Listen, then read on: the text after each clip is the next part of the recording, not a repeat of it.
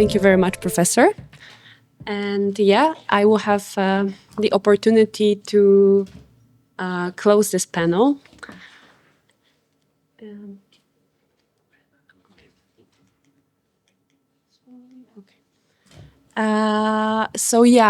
Maybe a couple of words of introduction. I already said some comments to other presentations regarding first the terminology of the first chamber and the second other issues. And I would like to explore this topic, especially that in the Polish doctrine, it's I can use the term very popular. There's plenty of publication regarding those issues. But while researching exactly the same stuff from different states, I didn't find that many publications about that. So I am very glad for the opportunity to compare those systems. Except for Croatia today, we had the speakers from states that have a two-chamber structure of parliament, which is also very interesting for me because now I can see more and more vividly how much these systems are different between one another. As I said, the institution of Marshal has a very long tradition in Poland, and it roots back to the beginning of Polish parliamentarism, from exactly to the 16th century. And there were marshals presiding over the deliberation of the noble Sejm. Then, during the Second Republic, the position of Marshal of the Sejm also existed and played an important role. As it did in the Polish People's Republic, although the scope of the marshal's powers could vary depending on the conditions in force at the time. A breakthrough came with the adoption of the 1997 Constitution. The Constitution nowadays explicitly defines the position of the Marshal in the Article 110, granting him three key functions: presiding over the Sejm, safeguarding the rights of the Sejm, and representing the Sejm externally. This constitutional change and the accompanying amendments in the rules of procedure of the Sejm strengthen the marshals as the single person body directing the work of the Sejm, departing from the previous model that was existing in the Second Republic and during the communist era. The Marshal of the Sejm became a figure with a stronger constitutional position than ever before. Not only he presides over the proceedings, but also de facto manages the entire process of chamber works and is a saver of autonomy of parliament and its dignity. The Marshal of the Sejm is elected at the start of the new term, at the first sitting. That meeting is opened and chaired by the senior Marshal, and that is the oldest deputy appointed by the president until the end of this election of the Marshal. Candidates are nominated by deputies. Each nomination must be endorsed by at least 15 deputies, and each deputy might support only one candidate. The Marshal is elected by an absolute majority of votes in the presence of at least half of all deputies. If no candidate achieves this threshold, further rounds are held, eliminating the weakest candidate each time until a candidate prevails. In practice, the post usually goes to the majority coalition nominee, the same thing that was already mentioned by some of the other presenters. The Marshal serves for the parliamentary term but may be removed earlier. A written motion by at least 46 deputies is required and must indicate a successor. The Sejm then votes in a single combined ballot on removal and the new appointment, no sooner than 7 days and no later than 45 days after filling. The same absolute majority rule applies here. if the office becomes vacant, for example, because of death or resignation of the marshal, the oldest deputy marshal acts as chair until the new marshal is elected. Currently the office is held by Szymon Hołownia. And actually here I would also want to address some different issue that was put by different speakers, and that is the stability of this office in different states. Because as far as I remember, Nicolina said that from 1990 there was 12 people on that position. Correct me if I'm wrong. So I think for the span of 35 years, that is a decent, I mean, not that big of a number. But on the other hand, from what I remember of Jofi said, these 10 speakers in the last 5 years. So I would say that's a pretty extreme difference between these two states. And I was also wondering, in case of my research, what causes that instability, if I can say that, or stability in case of Croatia. Does it have any influence actually practically on how the parliamentary works are being held? I think in Poland I can say that there's this something in the middle actually. The current one held this office for quite some time, and we didn't have that many changes in the span of the Third Republic. So I would say, yeah, it's something in the middle of what we saw from the different speakers. So yeah, the next issue is immunities. So generally, the certain public offices might not be combined with a parliamentary mandate. And with the office of the Marshal of the Sejm, under the Article 103 of the Constitution and other relevant statutes, a deputy, including the Marshal, cannot simultaneously serve as a judge, prosecutor, ombudsman, president of the Supreme Audit Office, president of the National Bank of Poland, etc. The mandate might not be combined with the office of voivode or employment in the government administration, with limited exception for members of the Council of Ministers. The Marshal, as the Chamber Speaker, should remain impartial, independent. In practice, the Marshal refrains from the active party of government functions and focuses on the parliamentary duties, avoiding conflicts of interest between branches. It's also worth saying here that we, even though I just said that, we don't have a legal provision that would require the Marshal to leave the party.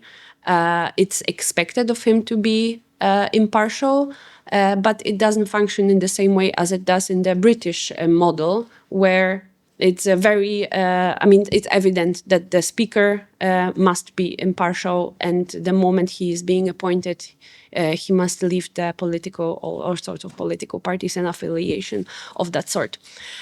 Also, when describing the status of the Marshal, it's important to take into consideration the remuneration and other privileges that come from holding that office. In Poland, the Marshal ranks among the highest state's official. The remuneration is aligned with the office rank, roughly equivalent of the prime minister's salary, base pay, a substantial functional allowance, and parliamentary per diem, totally roughly around 20 to 25,000 zloty per month. Additional elements when it comes to privileges include use of a state car with a driver, free domestic air travel on official businesses, and government-provided apartment in Warsaw if needed. That privilege has been used in the past. The Marshal may use some specific medical facilities, and he also enjoys the continuous personal protection by the State Protection Service, as one of the top officials entitled to 24/7 security. The Marshal of the Sejm acts primarily as the organizing and presiding officer of the parliamentary sittings. He convenes sessions, sets their schedule, and chairs debates, granting deputies the floor, overseeing time limits and ensuring compliance with the rule of procedure. In practice, the Marshal controls the agenda. He prepares the drafts order of business, conducts it with the Council of Seniors, and may call additional sittings or extend the agenda if urgent matters arise. He also heads two key internal bodies, the Presidium of the Sejm and the Council of Seniors. These bodies help to coordinate the organization of work and safeguards minority rights. The Marshal initiates the legislative process by referring bills, petition, and official submission to appropriate committees, managing the workflow of parliamentary business. Finally, the Marshal serves as the guardian of order and dignity of the Sejm. He may discipline deputies, call them to order, withdraw the floor, or in the extreme cases, exclude them from the sitting. He may issue binding orders on the premises and, if necessary, call in the Marshal's guard to restore order. Within the parliament, the Marshal, who functions as the chairman, organizer, and guaranteeing of order, is ensuring that the proceeding run smoothly and with the respect for both the majority and the opposition. The Marshal of the Sejm performs a range of functions that extend beyond the internal organization of the chamber. He's the official representative of the Sejm, and he communicates with other state authorities and international partners, coordinates cooperation within the second chamber, such as transmitting bills, presiding over joint sittings of both chambers and the National Assembly. He also receives foreign delegation, represents the Sejm during visits of head of state of parliamentary or parliamentary speakers, and takes part in international parliamentary forums, particularly within the European Union. Alongside this, the Marshal holds the set of extra parliamentary competences provided by the statute. He influences appointments to the state institution. He appoints in agreement with the president of the Supreme Audit Office, its vice president and members of the collegium. He also appoints the chief labor inspector and the members of the Council of Labor Protection. The Marshal additionally supervises the Chancellery of the Sejm, appointing its head and deputies, approving its state and budget, and ensuring efficient administrative support for parliamentary work. The Marshal also has essential role in the final stages of the legislative process. He transmits laws to the President for signature, orders their publication in the Journal of Laws, and manages the return of vetoed bills to the Sejm. Under the Article 191 of the Constitution, he is one of the privileged entitled to request to the Constitutional Tribunal to review the constitutionality of signatures of statutes, or to settle disputes over competences between state organs. The Marshal of the Sejm is often described as, in Polish doctrine, as the second most important person in the state, directly after the president. This term reflects not only his leadership of the main legislative chamber, but also his constitutional role as the temporary head of state in extraordinary circumstances. Under the Article 131 of the Constitution, if the presidency becomes vacant, death, resignation, on annulment of election, or if the president is unable to perform his duties, the Marshal assumes the office until a new president is elected. A striking example of that can be the Smolensk air disaster, 2010 in Poland, when the current Marshal Bronisław Komorowski became acting president after death of head of state Lech Kaczyński, and by that he ensured the continuity of executive power. Marshal also has the prerogative to call presidential election both regularly before the end of term and in the case of vacancy. He sets a date of election within strict constitutional limits, guaranteeing also the stability of the succession regardless of political tensions. And the last thing here, the Marshal is recognized the Marshal is recognized as the constitutional organ in his own right. Article 110 of the Constitution establishes him as the one-person head of Sejm, giving the office a separate constitutional legitimacy.